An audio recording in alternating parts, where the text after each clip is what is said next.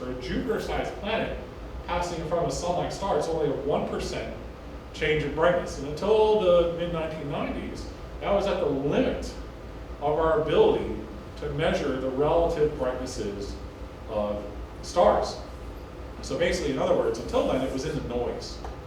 And in the late 1990s, we started coming up with the algorithms, the computer algorithms, to correct for the effects Earth's atmosphere has on the intensity of light coming through Earth's atmosphere. By using all the stars in the field of view, Aaron's an expert on this, you can de-trend your light curves, your brightness as a function of time, compute relative photometry, with accuracies now approaching less than 1 part per thousand from the ground.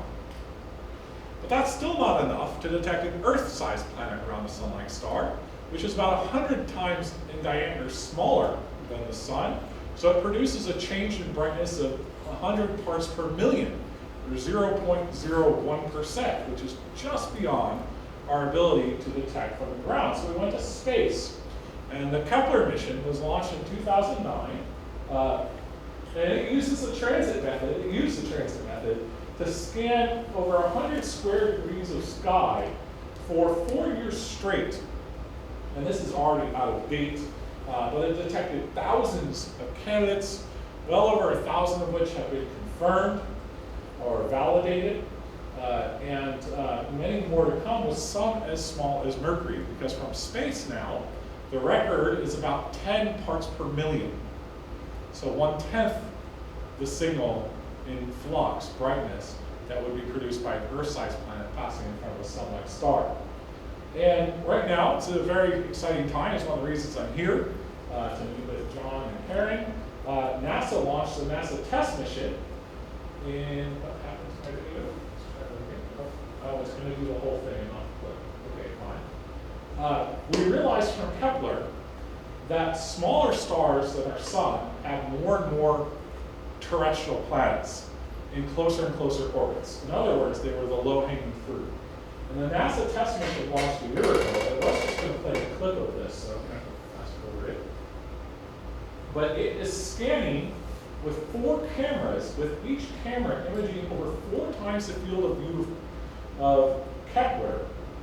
And over the course of 27 days, it will stare at these 4 fields and then turn every 27 days until it's mapped out a hemisphere over the course of a year. And it started a year and a half ago, surveying the southern ecliptic hemisphere. And as we speak right now, it's about halfway through surveying the northern ecliptic hemisphere, basically the stars that we see here at nighttime.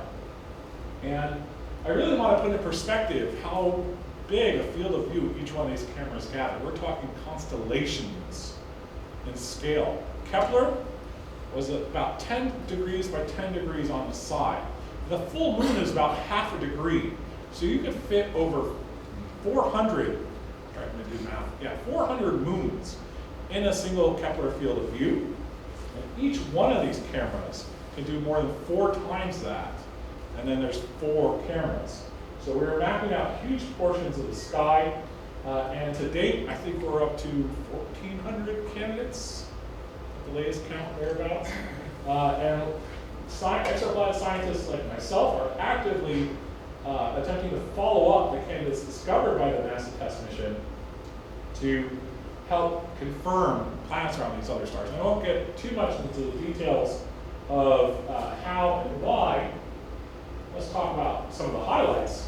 Now, this wasn't found with Kepler or TESS, but was found with a ground-based telescope. But it gives you an idea of the types of systems that the TESS mission is hoping to find. Probably the most exciting transit planet discovery over the past few years is the TRAPPIST-1 system, which resembles more in scale kind of Jupiter and its moons than our own sun and its planets. But it's like a very scaled-down version of our solar system. In fact, 6 of the 7 planets, I believe, maybe all 7, could fit within the orbit of Mercury.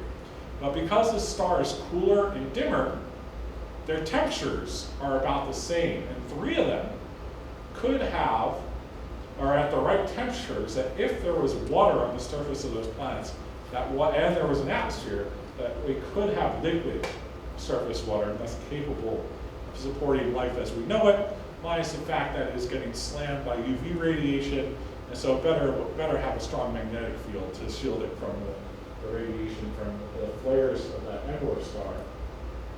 But this one has 7 terrestrial planets. It's remarkable, and if you were able to imagine yourself standing on one of these planets, the night sky would be, you'd have these glowing orbs because everything's all more compact and close together.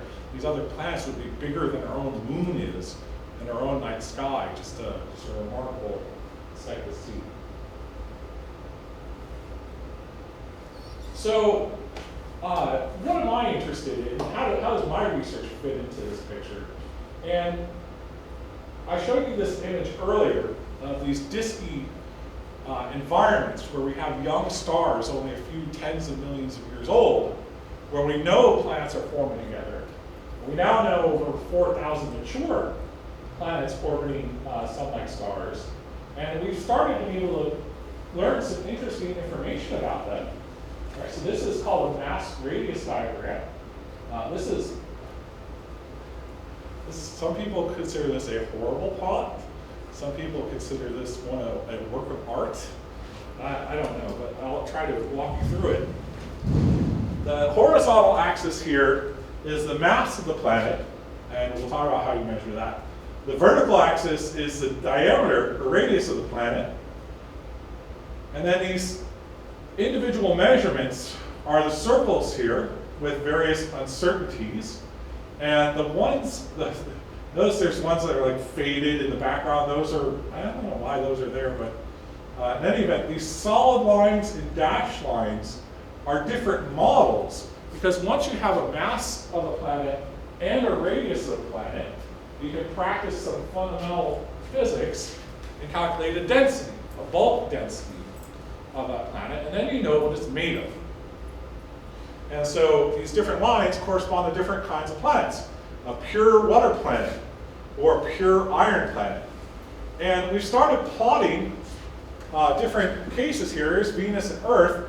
You can imagine a planet that has perhaps a 25% iron core and a mantle much like the mantle of the Earth, magnesium and silicates.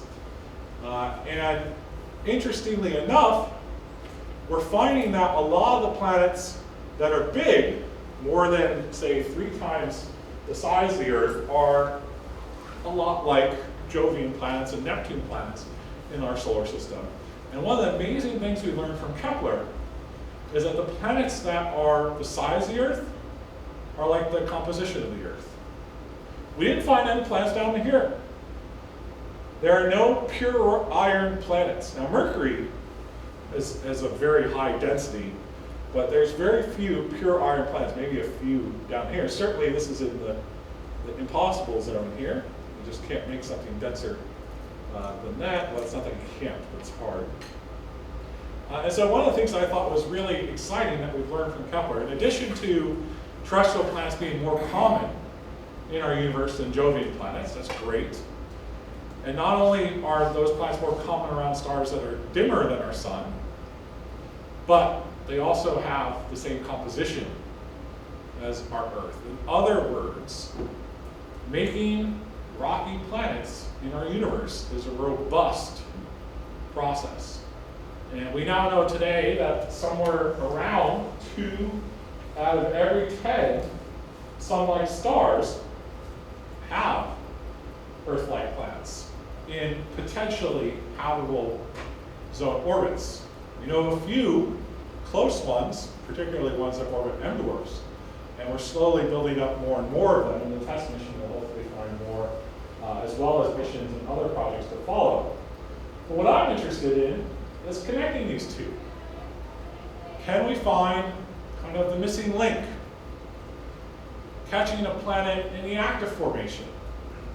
So we can study the evolution of planetary systems, not just their architectures, but their atmospheres, migration. You know, hot Jupiters we know probably form further out and move further in, but how exactly and when exactly that happens is a matter of debate.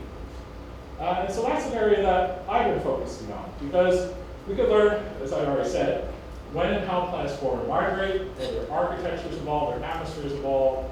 You know, we've found a lot of so-called hot superbursts with the Kepler mission. But did they start as super-Earths?